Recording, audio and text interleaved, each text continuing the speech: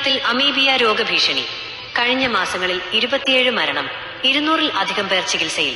നിങ്ങളുടെ വീട്ടിലെ വാട്ടർ ഫിൽട്ടറുകൾ സുരക്ഷിതമാണോ? പല ഫിൽട്ടറുകൾക്കും ഈ മാരക രോഗാണുക്കളെ നശിപ്പിക്കാൻ കഴിയില്ല. ഖരമാലിന്യം മാറ്റിയതുകൊണ്ട് മാത്രം വെള്ളം ശുദ്ധമാകണമെന്നില്ല.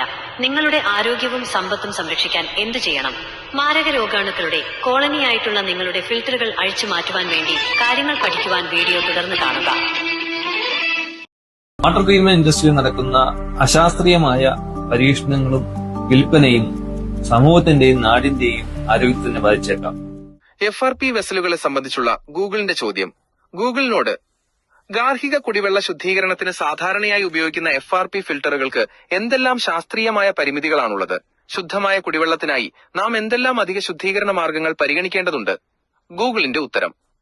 FRP ഫിൽട്ടറുകളുടെ പരിമിതികളെക്കുറിച്ച് കൂടുതൽ ശാസ്ത്രീയ വസ്തുതകൾ ഉൾപ്പെടുത്തി എന്നാൽ സാധാരണക്കാർക്ക് മനസ്സിലാകുന്ന രീതിയിൽ വിശദീകരിക്കാം.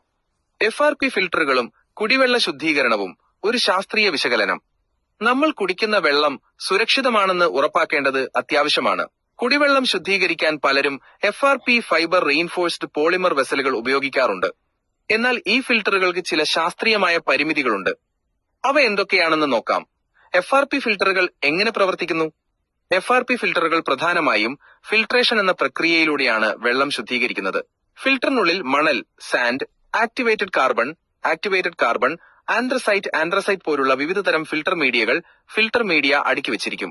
വെള്ളം ഈ മീഡിയകളിലൂടെ കടന്നു പോകുമ്പോൾ അതിലെ വലിയ കണികകളും ഖരമാലിന്യങ്ങളും, ഉദാഹരണത്തിന് ചെളി, മണൽത്തരികൾ, തുരുമ്പ് ഈ മീഡിയകളിൽ തടഞ്ഞു നിൽക്കും. ഇതൊരു മെക്കാനിക്കൽ ഫിൽട്രേഷൻ മാത്രമാണ്. FRP ഫിൽട്ടറുകൾക്ക് ചെയ്യാനാവാത്ത കാര്യങ്ങൾ. ശാസ്ത്രീയമായി pH ക്രമീകരിക്കാൻ കഴിയില്ല. നമ്മുടെ ശരീരത്തിലെ രക്തത്തിന്റെ pH ഏകദേശം 7.35-നും 7.45-നും ഇടയിലാണ്. ഈ pH നില ശരീരത്തിന്റെ ശരിയായ പ്രവർത്തനത്തിന് അത്യാവശ്യമാണ്. FRP ഫിൽട്ടറുകൾക്ക് വെള്ളത്തിന്റെ pH മൂല്യം ഈ നിലയിലേക്ക് മാറ്റാൻ കഴിയില്ല. pH എന്നത് ഒരു ലായനിയുടെ അസിഡിറ്റിയെയോ ആൽക്കലൈൻ സ്വഭാവത്തെയോ സൂചിപ്പിക്കുന്ന അളവാണ്. FRP ഫിൽട്ടറുകൾ വെള്ളത്തിലെ അയോണുകളുടെ സാന്ദ്രതയിൽ കാര്യമായ മാറ്റങ്ങൾ വരുത്തുന്നില്ല. അതിനാൽ pHലും മാറ്റം വരുത്തുന്നില്ല. രോഗാണുക്കളെ നശിപ്പിക്കാനുള്ള കഴിവില്ല. FRP ഫിൽട്ടറുകൾക്ക് ബാക്ടീരിയ, വൈറസ്, പ്രോട്ടോസോവ തുടങ്ങിയ സൂക്ഷ്മജീവികളെ, പാത്തോജൻസ് നശിപ്പിക്കാനുള്ള കഴിവില്ല. ഫിൽട്രേഷൻ എന്നത് കണികകളെ അരിച്ചെടുക്കുന്ന പ്രക്രിയ മാത്രമാണ്. ഈ സൂക്ഷ്മജീവികൾ വളരെ ചെറുതായതുകൊണ്ട് ഫിൽട്ടർ മീഡിയകളിലെ സുഷിരങ്ങളിലൂടെ എളുപ്പത്തിൽ കടന്നുപോകാൻ സാധ്യതയുണ്ട്. അതിനാൽ ഫിൽട്ടർ ചെയ്ത വെള്ളം രോഗാണുരഹിതമാണെന്ന് സ്റ്റെറൈൽ ഉറപ്പില്ല. മീഡിയകളിലെ മാലിന്യങ്ങൾ അടിയുന്നു. ബയോഫൗളിംഗ്. ഫിൽട്ടർ മീഡിയകളായ ആക്ടിവേറ്റഡ് കാർബൺ പോലുള്ളവയ്ക്ക് വെള്ളത്തിലെ ജൈവവസ്തുക്കളെ, ഓർഗാനിക് മാറ്റർ ആഗിരണം ചെയ്യാനുള്ള കഴിവുണ്ട്. എന്നാൽ വെള്ളത്തിലെ എണ്ണ, കൊഴുപ്പ്, ചെളി, മറ്റ് ജൈവ അവശിഷ്ടങ്ങൾ എന്നിവ മീഡിയകളുടെ പ്രതലത്തിൽ പറ്റിപ്പിടിക്കുകയും അഡ്സോർപ്ഷൻ കാലക്രമേണ അവയുടെ സുഷിരങ്ങൾ അടയ്ക്കുകയും ചെയ്യും. ഈ പ്രതിഭാസത്തെ ബയോഫൗളിംഗ് എന്ന് പറയുന്നു. ബാക്ക് വാഷിംഗിന്റെ പരിമിതി.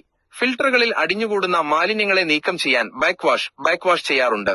വെള്ളം സാധാരണ ഒഴുക്കിന്റെ എതിർദിശയിൽ ശക്തിയായി പമ്പ് ചെയ്ത് മീഡിയകളെ ഇളക്കി മാലിന്യങ്ങളെ പുറന്തള്ളുന്ന പ്രക്രിയയാണിത്.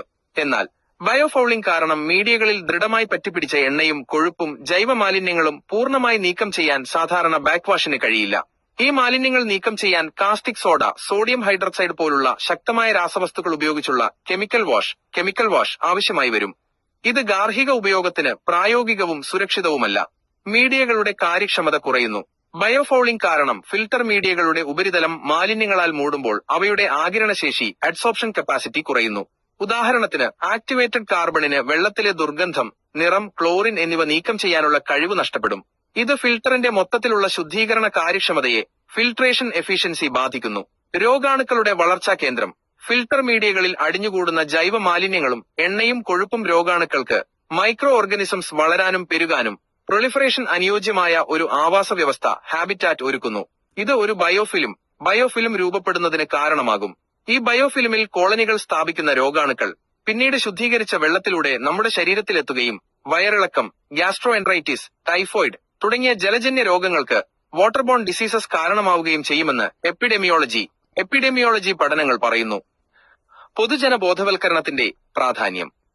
FRP ഫിൽട്ടറുകൾ ഖരമാലിന്യങ്ങളെ നീക്കം ചെയ്യുന്നതിൽ ഫലപ്രദമാണെങ്കിലും അവയ്ക്ക് വെള്ളം പൂർണ്ണമായി രോഗാണുരഹിതമാക്കാനോ ക്രമീകരിക്കാനോ കഴിയില്ലെന്ന് പൊതുജനങ്ങളെ ശാസ്ത്രീയമായി ബോധ്യപ്പെടുത്തേണ്ടത് അത്യാവശ്യമാണ്. ഫിൽട്ടർ എന്ന വാക്ക് കേട്ട് വെള്ളം സമ്പൂർണ്ണമായി ശുദ്ധീകരിക്കപ്പെട്ടു എന്ന് തെറ്റിദ്ധരിക്കുന്നത് ആരോഗ്യപരമായ ദോഷങ്ങൾക്ക് വഴിവെക്കും. ശുദ്ധവും സുരക്ഷിതവുമായ കുടിവെള്ളത്തിനായി FRP ഫിൽട്ടറുകൾക്കൊപ്പം അൾട്രാവയലറ്റ് UV ശുദ്ധീകരണം, രോഗാണുക്കളെ നശിപ്പിക്കാൻ റിവേഴ്സ് ഓസ്മോസിസ് RO, രാസമാലിന്യങ്ങളെയും ഹെവി മെറ്റൽസിനെയും നീക്കം ചെയ്യാൻ പോലുള്ള കൂടുതൽ ശാസ്ത്രീയമായ ശുദ്ധീകരണ മാർഗങ്ങൾ പരിഗണിക്കേണ്ടതുണ്ട്. ഈ സാങ്കേതിക വിദ്യകൾക്ക് വെള്ളത്തിന്റെ ഗുണനിലവാരം ഉറപ്പാക്കാൻ സാധിക്കും. ഈ വിവരങ്ങൾ സാധാരണക്കാർക്ക് മനസ്സിലാകുന്ന രീതിയിൽ ലളിതമായി അവതരിപ്പിക്കുന്നത് കുടിവെള്ള ശുദ്ധീകരണത്തെക്കുറിച്ച് ശരിയായ ശാസ്ത്രീയ കാഴ്ചപ്പാട് നൽകാൻ സഹായിക്കും.